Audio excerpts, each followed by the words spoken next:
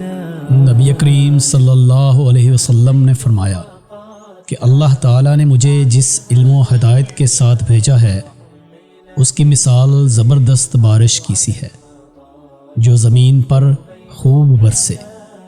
بعض زمین جو صاف ہوتی ہے وہ پانی کو پی لیتی ہے اور بہت بہت سبزہ اور گھاس اگاتی ہے، اور بعض زمین جو سخت ہوتی ہے وہ پانی کو روک لیتی ہے۔ اس سے اللہ تعالیٰ لوگوں کو فائدہ پہنچاتا ہے، وہ اس سے سیراب ہوتے ہیں اور سیراب کرتے ہیں۔ اور کچھ زمین کے بعض خطوں پر پانی پڑتا ہے جو بالکل چٹیل میدان ہوتے ہیں، نہ پانی روکتے ہیں اور نہ ہی سبزہ اگاتے ہیں۔ تو یہ اس شخص کی مثال ہے جو دین میں سمجھ پیدا کرے اور نفع دے۔ اس کو وہ چیز جس کے ساتھ میں مبعوث کیا گیا ہوں اس نے علم دین سیکھا اور سکھایا۔